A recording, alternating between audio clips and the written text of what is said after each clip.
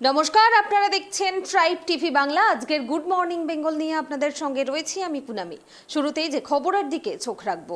দক্ষিণ 24 পরগনা জেলার জয়নগর বহুড়ু এলাকায় ফের সুস্মিতা ঘোষের এফসিআই গোডাউনে ক্ষণিকের জন্য ইডি হানা।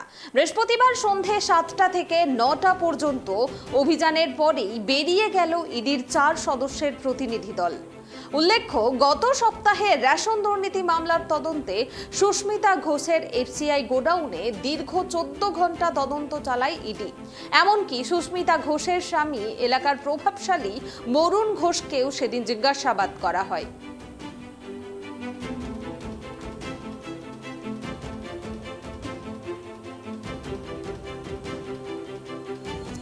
এ বিষয়ে আমরা বিস্তারিত জানবো। টেলিফোন লাইনে রয়েছেন ট্রাইব টিভির প্রতিনিধি গোপাল শীল।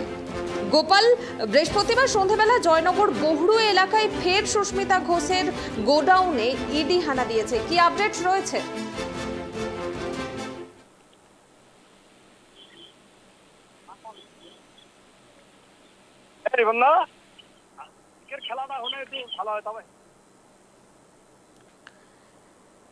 গোপাল, জয়নগর বহুড়ু এলাকায় ফের সুস্মিতা ঘোষের গোডাউনে ইডি হানা দেয় বৃহস্পতিবার সন্ধ্যের সময়, কি আপডেট রয়েছে, কি জানা যাচ্ছে এ বিষয়ে?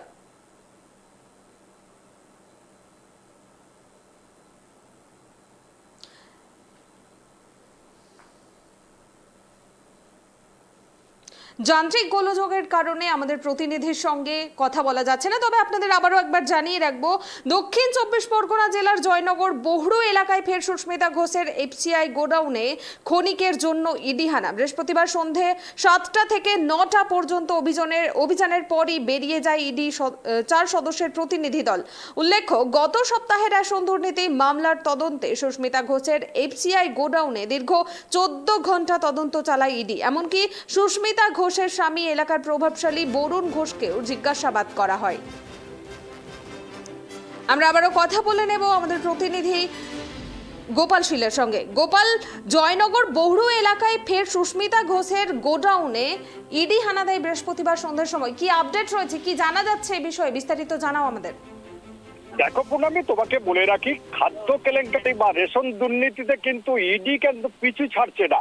তুমি বলতে পারবে দক্ষিণ 24 পরগনা জেলার একদম বহুড়ু, জয়নগর এলাকার বহুড়ু যে রয়েছে, সুস্মিতা ঘোষ যার নামে এমআর ডিলার ছিল বা তার গোডাউন ছিল, সেই গোডাউনে গত সপ্তাহে কিন্তু ইডি হানা দিয়েছিল। প্রায় 14 ঘন্টা ধরে তল্লাশি চালাবার পর রাত্রে যখন তারা যায়, তখন কিন্তু প্রচুর নথিপত্র নিয়ে যায়। তবে নথিপত্রের মধ্যে কি ছিল সেটা কিন্তু সাংবাদিকদের সামনে আসেনি এবং ইডি বলতে রাজি হয়নি। কিন্তু আশ্চর্যের বিষয়, হঠাৎ করে দেখা গেল গতকাল ঠিক রাত্রে অর্থাৎ সন্ধ্যা 7টার সময় আবার 4 সদস্যের ইডি দল সেই গোডাউনে হানা দিল। তোমাকে বলে রাখি, ওখানে যে বরুণ ঘোষ রয়েছে অর্থাৎ সুস্মিতা ঘোষের যে স্বামী, সে প্রভাবশালী একটি তৃণমূলের নেতা, তাকে বিভিন্ন সময়ে দেখা যায়। তুমি জানবে ইডি যারা ছিল, ইডির সামনে কিন্তু সে তার লোকজনকে নিয়ে কিন্তু প্রতিরোধ করার চেষ্টা করছিল, শেষ পর্যন্ত বিফল হয়েছে। ইডি কিন্তু সফল হয়ে ফিরেছিল, কিন্তু গতকাল আবার আসে 2 ঘন্টার জন্য, অর্থাৎ সন্ধ্যা 7টা থেকে 9টা পর্যন্ত তার গোডাউনে আবার তল্লাশি চালায়। সেখান থেকে কি নথিপত্র পেয়েছে, কি পেয়েছে সেটা বোঝা যায়নি। তবে ইডি ঝটিকা, তুমি বলতে পারো একবার ঝটিকা একদম সেখানে যেভাবে তাদের তল্লাশি চালালো, সেই তল্লাশি চালাবার পর তারা ফিরে যায়। তবে এখনো পর্যন্ত জানা যায়নি এবং ইডির পক্ষ থেকে কিছু জানানো হয়নি। সেই সঙ্গে আমরা বরুণ ঘোষকেও জিজ্ঞেস করেছিলাম, বরুণ ঘোষ কিছু বলতে রাজি হয়নি। ধন্যবাদ গোপাল। আপনাদের আবারও একবার জানিয়ে রাখবো, রেশন দুর্নীতি মামলায় কিন্তু আবারও তৎপর ইডি। বৃহস্পতিবার দক্ষিণ 24 পরগনা জেলার জয়নগর বহুড়ু এলাকায় ফের সুস্মিতা ঘোষের এফসিআই গোডাউনে হানা দেয় ইডি আধিকারিকেরা। বৃহস্পতিবার সন্ধ্যে 7টা থেকে 9টা পর্যন্ত অভিযানের পরই কিন্তু বেরিয়ে যায় ইডির 4 সদস্যের প্রতিনিধি দল। উল্লেখ্য, গত সপ্তাহে রেশন দুর্নীতি মামলার তদন্তে সুস্মিতা ঘোষের এফসিআই গোডাউনে দীর্ঘ 14 ঘন্টা তদন্ত চালিয়েছিল ইডি। এমনকি সুস্মিতা ঘোষের স্বামী এলাকার প্রভাবশালী বরুণ ঘোষকেও কিন্তু সেদিন জিজ্ঞাসাবাদ করা হয় এবং ফের আবারও বৃহস্পতিবার অর্থাৎ গতকাল সন্ধ্যের সময় ইডি হানা দেয় বহুড়ু এলাকায় সুস্মিতা ঘোষের গোডাউনে।